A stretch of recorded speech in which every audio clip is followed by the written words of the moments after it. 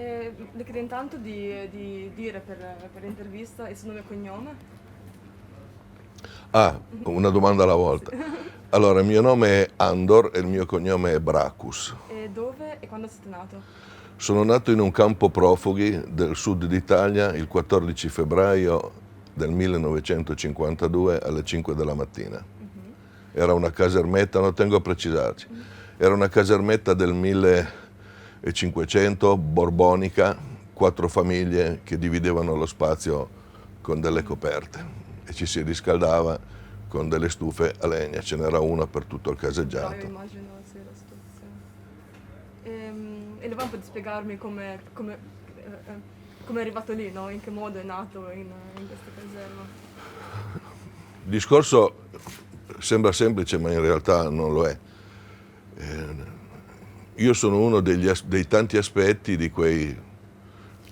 I numeri poco hanno importanza, se eravamo in 300, 250, 350 mila, che hanno pagato con i loro beni e con la loro cultura i danni di guerra che ha fatto l'Italia.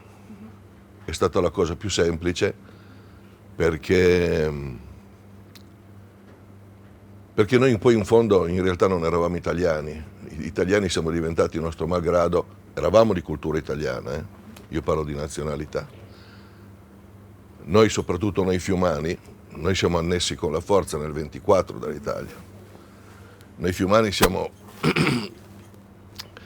un po' i figli delle scelte del popolo, perché a Fiume c'è sempre stata la democrazia. E mi sembra nell'aprile del 21 ci sono delle elezioni a Fiume che dicono che Fiume sceglie l'autonomia. Dopo questo fatto ci sono tutte queste serie di vicende con l'annessione forzata dall'Italia al periodo del ventennio fascista, che tutti sappiamo la schifezza che è stata, e quindi le conseguenze di questa mercificazione delle genti che c'è stato nel dopoguerra. E quindi mia mamma, che era una giovane ragazza appena sposata di circa 20 anni, abbandona Fiume perché a Fiume non si poteva vivere. Non si poteva vivere perché i jugoslavi troppo tardi si sono accorti che mandando via le persone mandavano via anche un patrimonio di conoscenza, un patrimonio di cultura. E quindi alla fine hanno chiuso la possibilità alle persone di andare via. Difatti mia mamma, che pensate che a 18 anni, 19, lavorava agli affari interni, quindi lei preparava i passaporti, e tanti ne ha fatti di nascosto per far andare via persone. Italiani? Scusa? Gli italiani che erano nella Sì, diciamo fiumani, io intendo sempre fiumani, ecco. E poi dopo, suo malgrado, un giorno ha deciso con sua sorella, un gruppo di amici, di scappare. Vengono presi, alle ragazze viene perdonato e invece i ragazzi vengono condannati a 3 mesi di lavori forzati. Cosa succede però? Che queste ragazze, quando sono piene di impeto, quando hai 19-20 anni spaccheresti il mondo, vanno dal giudice a dire no, se avete condannato loro dovete condannare anche noi, perché così pensavano che il giudice avrebbe ritrattato la propria decisione, ed invece il giudice diceva bene, 3 mesi di lavori forzati. E così mia mamma si fa 3 mesi di lavori forzati all'interno della Croazia, o diciamo della Jugoslavia, meglio, perché adesso, anche perché forse la mandano a Brškobanica, che era un paesino dove costruivano una ferrovia. E penso fosse in Bosnia questo paesino qua.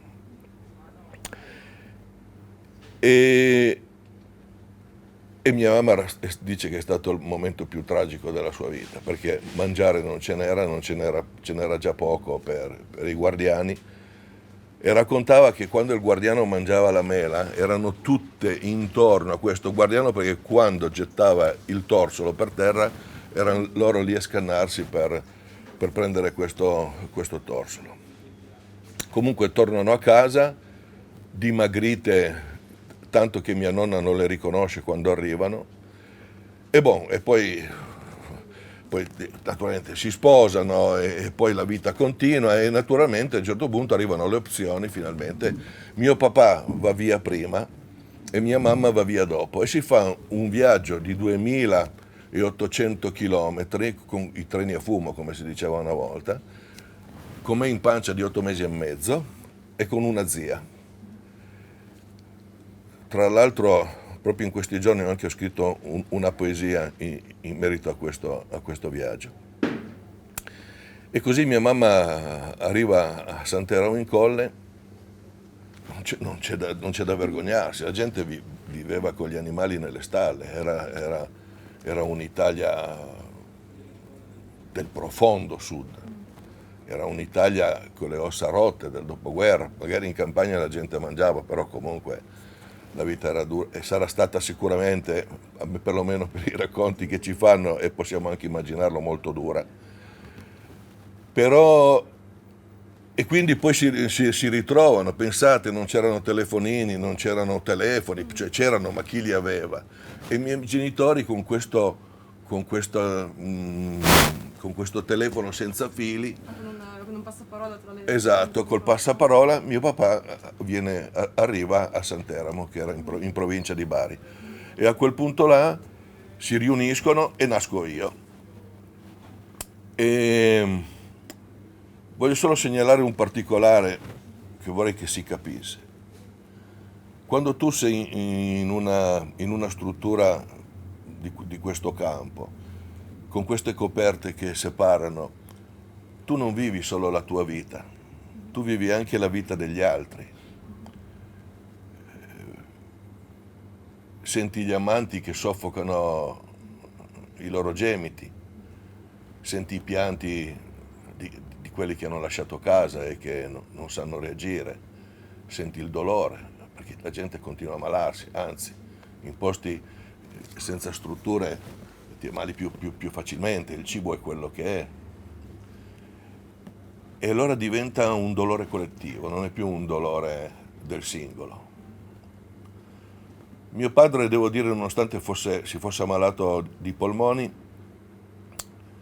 era molto orgoglioso, si dava da fare, perché la vita l'aveva costretto sempre, molto spesso, ad arrangiarsi.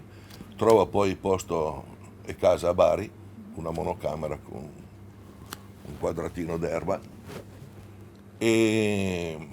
e poi da lì siamo andati, lui ha cercato, poi mia mamma va a lavorare in prefettura, anzi vi racconto un aneddoto veloce.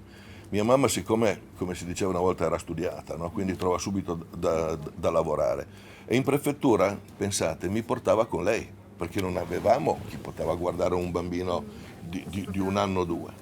Quando arrivava qualcuno mi nascondeva dentro un armadio e mi diceva: Andor, devi stare bravo, non devono sentirti che sei qua. E io, un bambino di 2 anni, stava zitto e non fiatava. Ad un certo punto, perché purtroppo la più grande delle malattie dell'essere umano è l'invidia, una delle sue colleghe fa la spia. Arriva il prefetto e dice: mi hanno detto che qui c'è un bel bambino, ma dove lo teniamo questo bel bambino? E lì mia mamma ha dovuto, come dire, scoprirsi.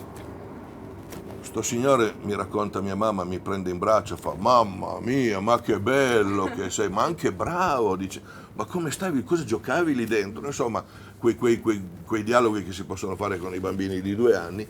Mi ridà mia mamma e le dice: signora Tatiana, gli dice, non si preoccupi, cioè, se lei ha bisogno lo tenga fuori, non lo metta nell'armadio, prende e va via.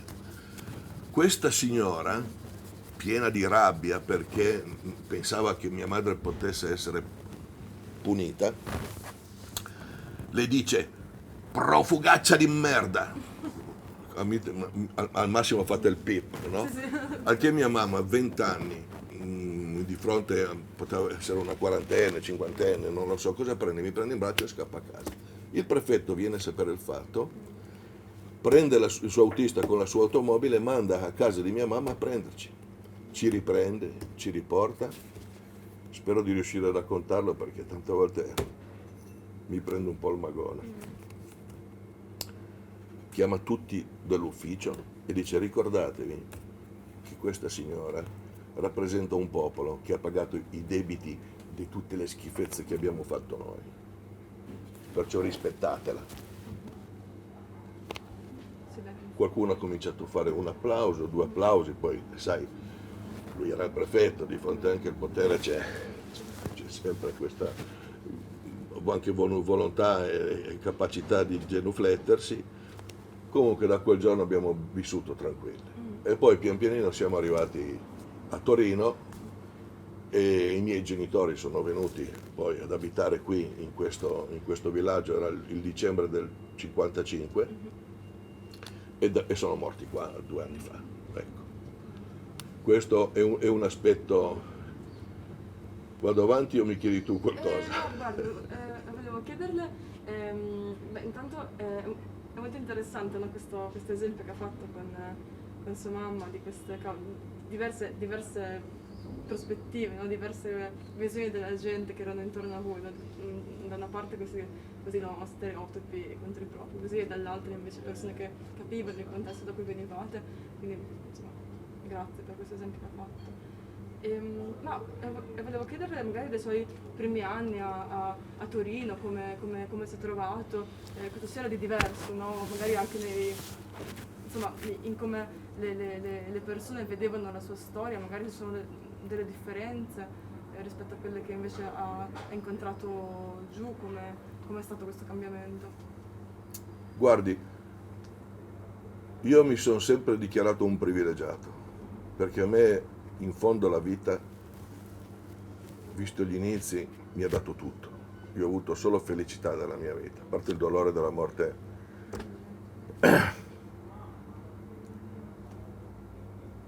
dei miei genitori. Perché ho questi momenti così? Perché la nostra vita è stata molto legata, proprio per le origini del nostro stare insieme, e chiedo scusa di questo momento così. No. Però ripeto, io sono stato un privilegiato perché ho avuto dei genitori che non mi hanno allevato con odio, non mi hanno mai detto ci hanno preso questo, ci hanno rubato quell'altro, mi hanno sempre insegnato che nella vita le cose succedono e bisogna soltanto rimboccarsi le maniche e ricostruirsi la vita. Purtroppo c'è a chi non capita mai e c'è chi capita invece molto, molto spesso.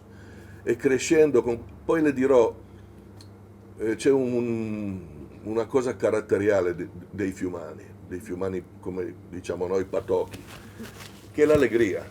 I fiumani sono un popolo allegro perché era una popolazione di confine, era abituata alle invasioni. Da noi sono venuti tutti, dai turchi, Napoleone, gli austriaci, gli spagnoli prima, le guerrucole. Fiume era la città del 1920, quando D'Annunzio viene a Fiume. In realtà scopre che cosa? Scopre che Fiume è la città del sole di Campanella.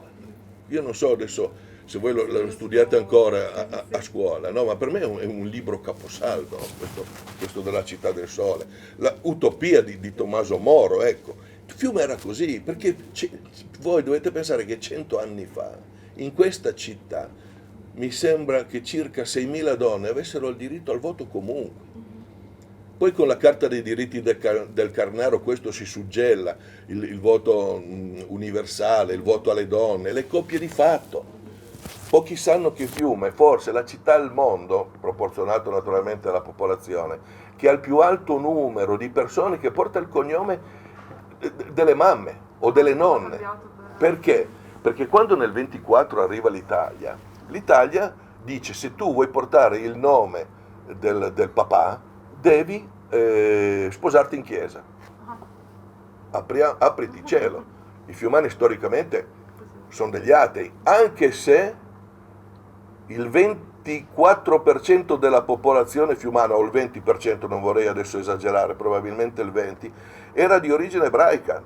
E questo già le dà un'idea di che città aperta fosse. Perché gli ebrei vivevano soltanto in Fiume a Trieste? Perché erano città cosmopolite, erano aperte, non ti giudicavano per la tua religione.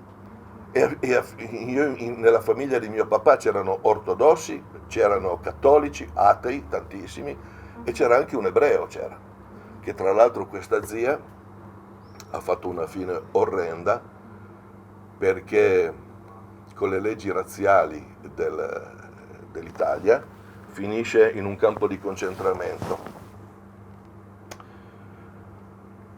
Mi sembra Mauthausen, ma non sono sicurissimo. In questo campo di concentramento, siccome era una donna molto bella, dove la mandano? La mandano nella casa per il sollazzo dei soldati. Quindi si è fatta anni in questo campo di concentramento, riesce a sopravvivere, torna a casa, dal trauma 3 mesi dopo si suicida. Sono sì, tante storie così, nel senso di colpa, di essere tornati, sono tante cose insieme. Vicende complesse. Ed ecco perché poi alla fine, nonostante tutto, i fiumani risolvono. I fiumani sono come l'Araba Fenice. C'è questa città, perché l'hanno voluta distruggere? Perché era una città che nel 1920, tra le dittature nascenti, tra l'Europa delle monarchie, non poteva pensare che ci fosse il popolo che potesse decidere per sé, per le sue libertà e scegliere come doveva essere il suo futuro. E quello l'abbiamo pagato caro. È per quello che a noi ci hanno fatto fuori così, sappiamo la storia. E allora vado alle scuole elementari. Io ho avuto la fortuna di avere una grande madre. Mio papà era un uomo tutto d'un pezzo, severo. Io ho sempre detto che se avessi avuto per papà un colonnello dei carabinieri sarebbe stato più facile. Anche forse perché lui era vittima della sua vita difficile, quindi sai l'inconscio, come lavora, sei preoccupato che tuo figlio possa... Infatti mio fratello nasce quasi 10 anni dopo, prima di aver fatto un altro figlio, ci hanno pensato molto, hanno pensato di sistemarsi, di avere delle sicurezze.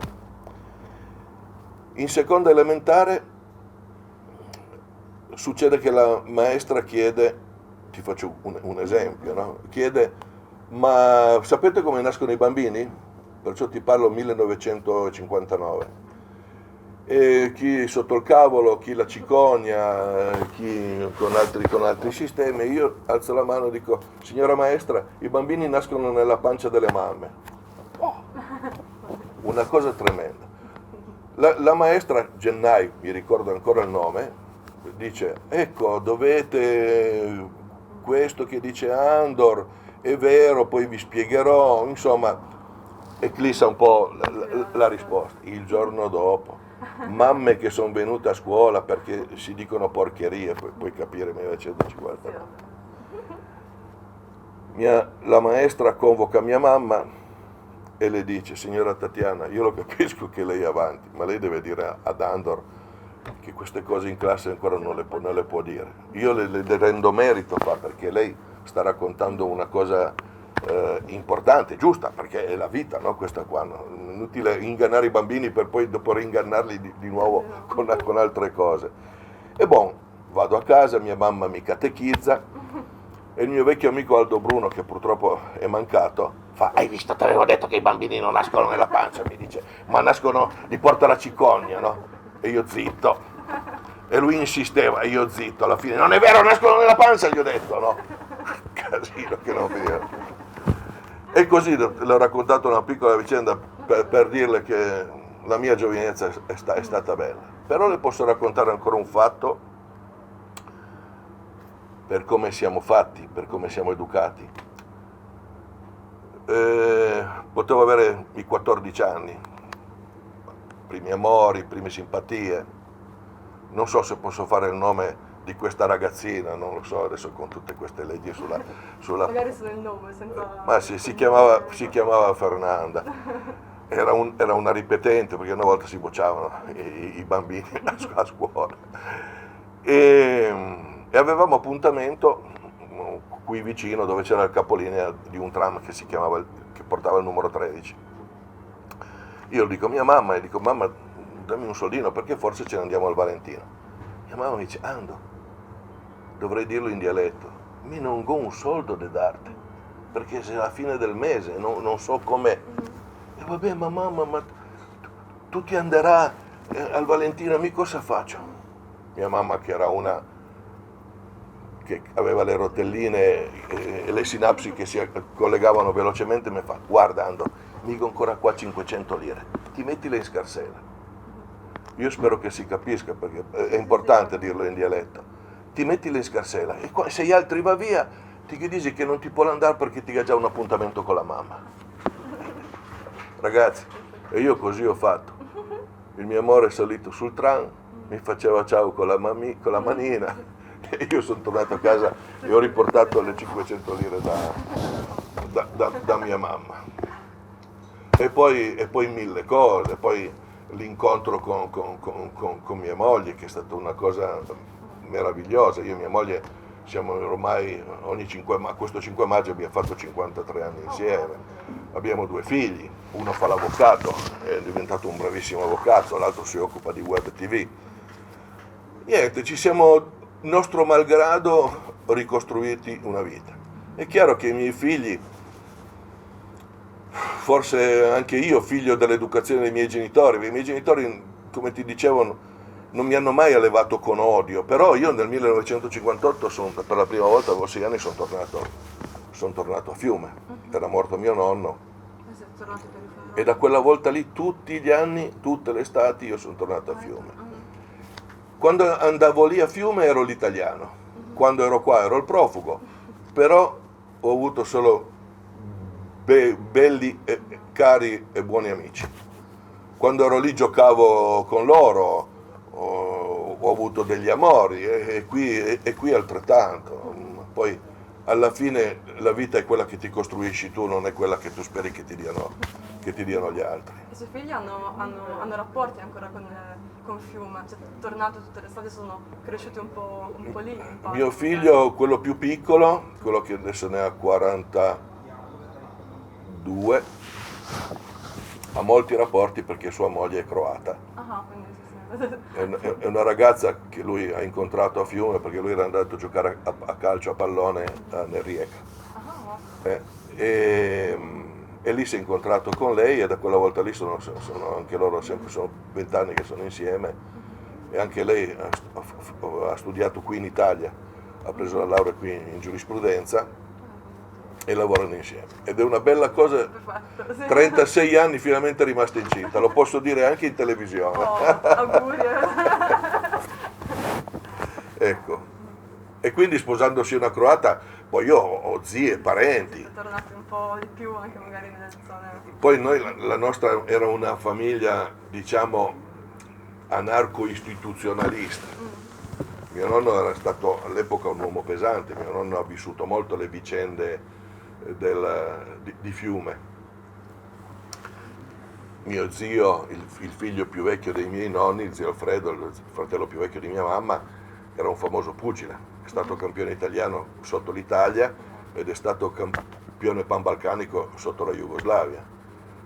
E quindi anche loro che sono rimasti dall'altra parte, perché la mia zia era scappata anche qui, lei in Italia, ed era passato, però siccome il marito era un ufficiale dell'armata di liberazione jugoslava, quando ha provato anche lui ad andare via, l'hanno beccato e l'hanno riportato indietro, ha rischiato anche di essere fucilato, ma siccome faceva parte, penso, probabilmente di una famiglia che era molto importante all'epoca, si è salvato per i capelli, anche forse perché anche lui comunque aveva una professione e quindi c'era la necessità di usare tutto per mandare avanti quella giovane nazione che era all'epoca la Jugoslavia. Mi dicevano i miei colleghi che anche delle foto Sì. che mi piacerebbe magari poi me le Sì, mi dai il telefono, usarle, te le mando. magari anche per la mostra, magari se possiamo usare qualcosa ci piacerebbe. Guarda, ti voglio solo far vedere una cosa veloce, perché sarà veloce e mi piacerebbe che la inquadraste. Vabbè, questo è mio zio, Ah, il tuo giletto. quello che è premiato come È molto campionato. bello. Ecco. Ma la foto più bella è questa qua, ecco. Questa qua, che siamo io, che sono, non ci crederete, ma ero piccolo anch'io una volta, con i miei genitori al campo profughi erano come due attori di Hollywood, niente Sono da foto dire. bellissime, Sì. veramente mi piacerebbe C'è- riuscire a usarle. Sì. C'è tanta storia, tanta. Parliamo un po' di oggi, magari dei rapporti tra Croazia e Italia, vorrebbe che qualcosa cambiasse, che qualcosa Allora, io non so migliorerebbe in questo senso. Io non so se ho ancora una foto, perché io 10 giorni fa, per alcuni motivi familiari, sono stato a Fiume, ma sono arrivato alle 7 della mattina e sono andato via alle 10 e mezza, mi sono andato a Rovigno. Cioè, è stata una gita di 3 giorni, molto veloce, dovevamo stare fino al 4 luglio, poi le cose cambiano, anche se siamo dei pensionati, però comunque ci sono sempre situazioni che ti obbligano a cambiare i progetti e i programmi. Mentre aspettavamo l'orario di apertura di un ufficio, eravamo seduti, a Fiume si chiama corso piccolo, no? Perché c'è il corso da sempre e poi c'è il corso piccolo. Nel corso piccolo siamo seduti, consumiamo un cappuccino, consumiamo un strudel. Quando arriva il biglietto, lo scontrino, la ragazzina gentilissima, un amore di ragazza, una bella mancia, ma sotto il biglietto c'era scritto Hvala, Danke, Thanks, Merci, e non c'era grazie. Amici croati,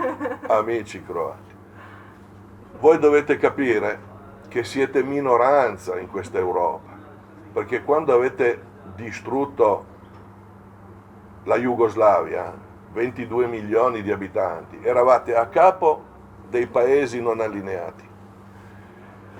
Eravate uno degli eserciti più potenti dell'Europa, che non è un merito, ma comunque c'era.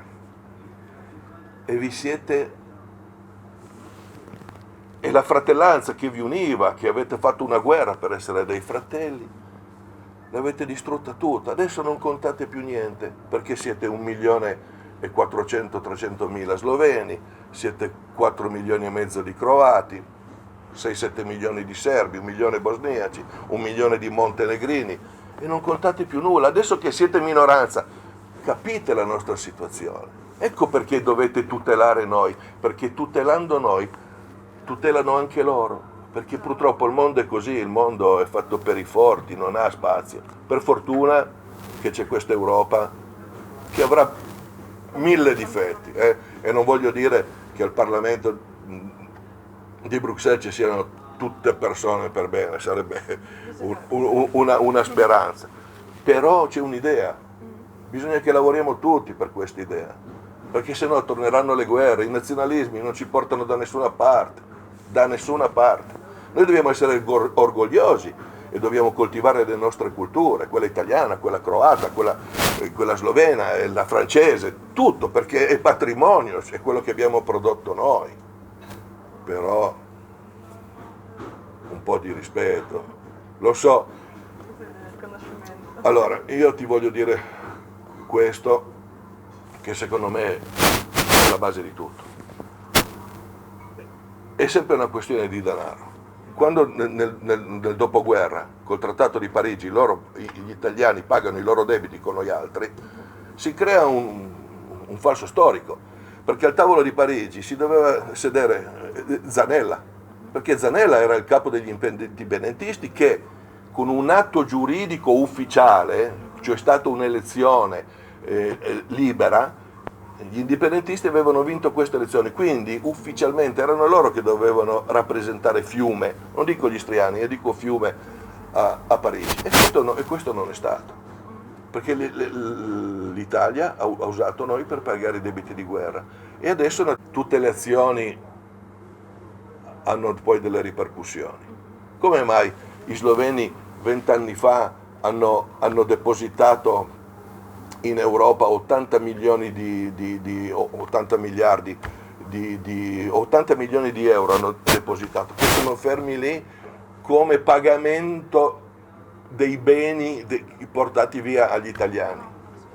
I croati altrettanto, mi sembra, adesso potrei dire delle cifre sbagliate, mi sembra 35, non dico l'Italia. E quindi si continuano a coltivare questi populismi, no? C'è chi ci dice che siamo fascisti, c'è chi ci dice che siamo comunisti, ma noi in realtà siamo noi e basta. Noi siamo gente per bene alla quale è stato fatto un torto, un grandissimo torto, vile, perché non ha colpito solo la tasca, va e viene, ma ha colpito i cuori ed i cervelli. 108 campi profughi in Italia e due orrendi, vergognosi, uno a Napoli e uno a Roma. Quello di Roma si chiamava Iro. Lo sai qual era lo scopo di questo campo? Di prendere la nostra gente e di invogliarla a partire, Sud America, Nord America, Canada, Australia, però da soli, alla vigliaccheria oltre. Le famiglie li potevano raggiungere soltanto un anno dopo. Solo gli uomini. Solo gli uomini potevano andare. Sai cos'è successo, cara amica? È successo che tanti non ce l'hanno fatta e non hanno detto più dove erano e cosa gli era successo. Tanti, succede nella vita, si sono dimenticati, qui sono rimaste donne con bambini, magari si sono ricostruiti una vita. E qualcuno, per fortuna i più, devo dire la verità, ce l'hanno fatta, ma tu pensa a questa famiglia, quell'anno, o i due, perché sai, l'anno era il minimo, poi magari si sono fatti vivi dopo 4 anni. E dove ti arrivi?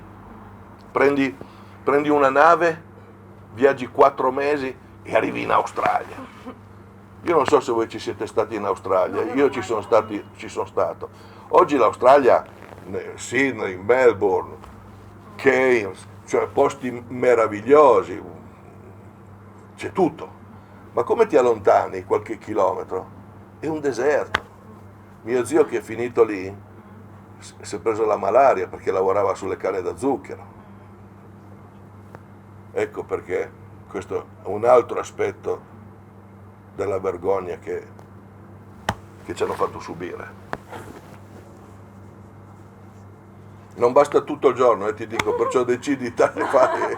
No, io la ringrazio, penso che, insomma, se vuoi raggiungere qualcosa da parte mia non aggiungerai altro, insomma, se lei vuole raggiungere qualcosa, se vuole comunque Ribadisco che spero, perché io tra l'altro sono vicepresidente dell'Associazione Fiumani Italiani nel Mondo e stiamo lavorando da un paio d'anni perché questi incontri tra, a